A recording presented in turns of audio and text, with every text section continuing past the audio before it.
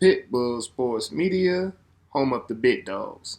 So dig it. We just had a great fight this past weekend with David Benavidez versus David Morrell. It was a great fight. David Benavidez dominated the whole fight, I believe, but it was nonstop action. David Morrell fought great. I just think he had a lack of experience. His inexperience cost him. But he showed courage. He stayed in the pocket. He fought the whole fight through. He had his moments where he looked great, but like I said, a lack of experience. It just showed. It was clear. It was clear as day. David Benavidez is 30-0 right now with 24 KOs. He's 6'2", with a 74.5-inch reach. He's an orthodox fighter, and he's 28 years of age. Like I said, 30 fights. That's a lot of fights compared to David Morrell. On the other hand, he only was 11-0 before the fight. He's now 11-1 with 9 KOs. That was his 12th fight compared to Benavidez's 30th fight. Right there just shows you the lack of experience when it comes to pro boxing out of these two. David Morrell is 27 years old, fighting out of the southpaw stance. He's about 6'1", with a 77-inch arm reach. Now, when it comes to the rounds, I gave round 1, 4, 5, 6, 7, 8. I believe the ninth was a draw, and I gave round 12 to David Benavidez. And Morrell took home the 2, 3. I believe the 10 was the toss-up, but I give it to Morrell. And then Morrell scored the 11th-round knockdown, but he then got a point deducted for the late punch after the bell. So that sucked on Morrell. But at the end of the day, I believe Benavidez clearly outclassed Morrell on that night.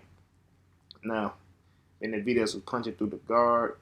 He was knocking one hand down while simultaneously punching with the left uppercut and just piercing David Morrell. Now that move was very, I believe, very savvy. Showed the experience of David Benavidez knocking down, Morrell's punching down Morrell's left hand, knocking that guard loose, and then coming back with that left uppercut was just nasty, just nasty. David Benavidez also needs to get more credit for his defense. His pressure was way too much. He tired out Morrell early and dominated the whole fight throughout. And his conditioning was great. His conditioning and his defense really stands out. I believe that's the difference maker when it comes to David Benavidez. He's conditioned great. Looks like he can go 15 rounds of nonstop output. The guy is like Frankenstein. He doesn't stop. He's coming to you all night long. David Morrell, on the other hand,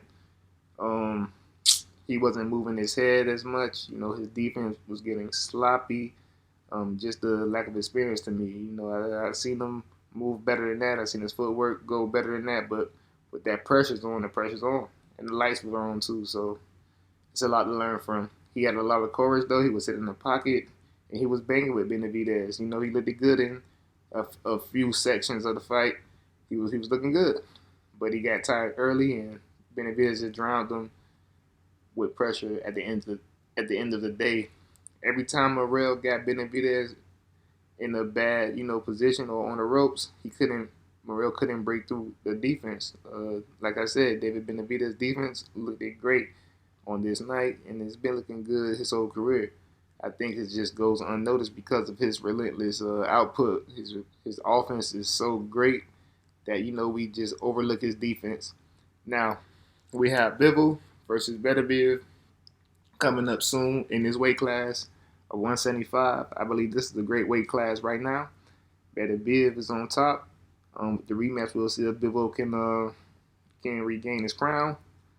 But right now, I believe the winner of Bivol versus Benavidez needs to give David Benavidez that chance. David Benavidez is new to the weight class, but that'll be his third fight. And I believe the loser should give Morrell a chance. That'll be a great fight as well. But the only thing I'll say is Morrell might not be experienced enough. That fight needs to happen probably next year with Morrell and the loser of the Bivol and Benavidez fight, so Morrell can get a few more fights under his belt, at least one or two more fights at the weight class. But I believe Styles makes fights, and Morrell is gonna have a better matchup against Bivol than his matchup against Benavidez, and timing as well. He wasn't ready. He wasn't ready. Morrell wasn't ready. And Benavidez punching output and his style of fighting is very similar to David Benavidez, and I would love to see that fight. That fight will be an absolute banger. They can take my money, put it on pay-per-view. I do not care. Turkey Al-Shi, let's get it done. So you guys let me know what you guys think about the fight. Did David Benavidez clearly outclass David Morrell? And how bad was that domination? I believe Morrell looked it great, but David Benavidez just looked it better, man. He just looked it way better. But it's a lot of potential in David Morrell for sure.